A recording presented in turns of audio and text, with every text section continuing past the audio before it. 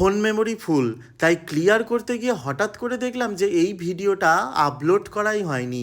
মানে এটাকে এইভাবে এডিট করে রেখে দিয়েছিলাম, ভয়েসটাকে আর দেয়া হয়ে ওঠেনি। এটা কবেকার ভিডিও জানেন? এটা আগের বছরের পুজোর ষষ্ঠীর দিনের ভিডিও। আমি ভিডিওটাকে ডিলিট করে দিতেই পারতাম, কিন্তু আমার মনে হলো এটাকে যদি আমার চ্যানেল বা পেজে আমি আপলোড করে রাখি, তাহলে কি হবে, আমার একটা স্মৃতি হিসাবে থেকে যাবে। সব ভিডিওই যে মানুষে দেখবে, সব ভিডিও যে ভাইরাল হবে সেটা নয়। কিছু কিছু আমার মনে হয় আমার মতো কিছু মানুষ আছে যারা কিছু ভিডিও স্মৃতি হিসাবেও নিজের চ্যানেল বা পেজে রেখে দেয়, আর সেটাই হলো এই ভিডিওটা। আগের বছর ষষ্ঠীর দিন আমরা এখানে চলে গিয়েছিলাম প্যান্ডেলটা দেখতে। তবে আমার মনে হয় বেশিরভাগ বাঙালি এই প্যান্ডেলটা দেখেছে।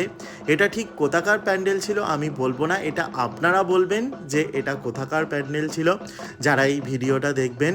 এই ভিডিওটা দেখলে হয়তো যাদের এই প্যান্ডেলটা খুব ভালো লেগেছিল তাদের আবার সমস্ত কিছু মনে পড়ে যাবে, বা যারা দেখেইনি এই প্যান্ডেলটা তাদের কাছেও দেখা হয়ে যাবে।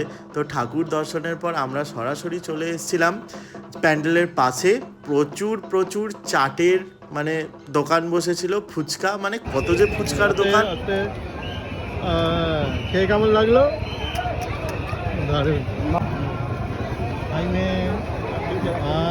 কেমন? তো ফুচকা টুচকা খেয়ে আমরা এখান থেকে সরাসরি বেরিয়ে যাব আরও একটা জায়গায়, যেটা এখনকার দিনের খুবই ফেমাস একটা রেস্টুরেন্ট বলতে পারেন। আপনারা গেস করতে পারবেন?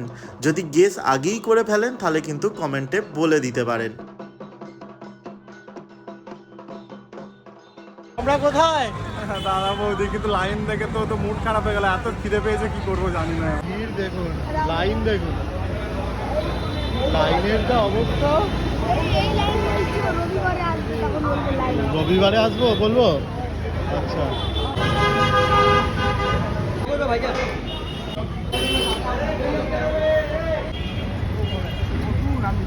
দেখা যাচ্ছে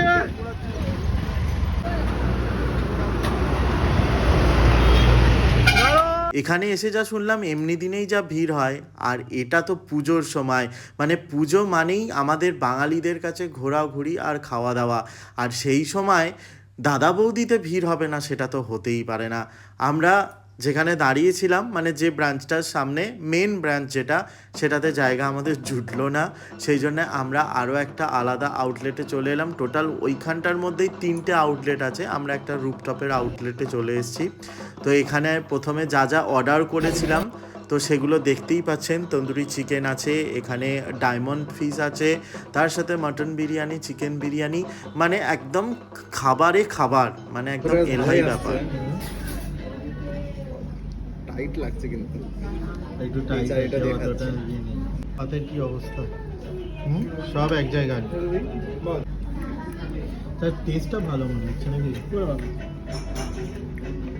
মোটামুটি ঠিক আছে। এরপরেই চলে এসছে দাদা বৌদির famous biryani, mutton biryani, chicken biryani. কিন্তু ভিডিও বানাতে বানাতে একটা জিনিস যেটা দেখলাম, যে অনেক দিন আগেকার ভিডিও ভুলে গেছি, কিন্তু এত গান বেজেছিল যে গানগুলোকে এডিট করতে গিয়ে আমি বেশ ঢাকের একটা আওয়াজ দিয়ে দিলাম, যেটাতে কপিরাইটেরও ভয় নেই, আর যেটাতে কিন্তু যারা ভিডিওটা দেখবে যে পুজোর সময়ের ভিডিও, সেটা কিন্তু একটা ফিল আসবে সেই ঢাকের আওয়াজটাতে।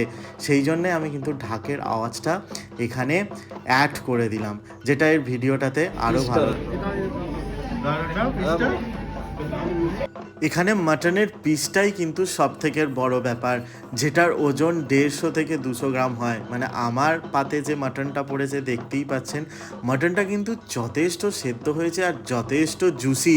যারা ভিডিওটা দেখছেন তারা হয়তো এতক্ষণে ঢোক গিলতে আরম্ভ করে দিয়েছেন, কারণ অলরেডি কিন্তু জিভে জল। এই আউটলেটটার সব থেকে আকর্ষণীয় বিষয় হচ্ছে এই ইন্ডিয়ান ফ্ল্যাগ, যেটা মনের মধ্যে আলাদাই একটা ভালোবাসা জাগায়।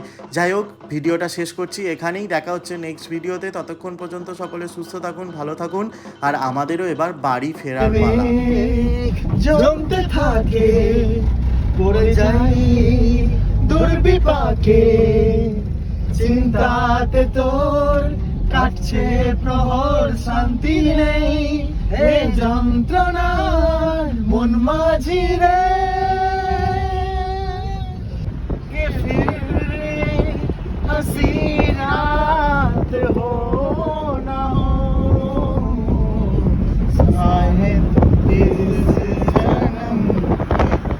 খোলা আকাশ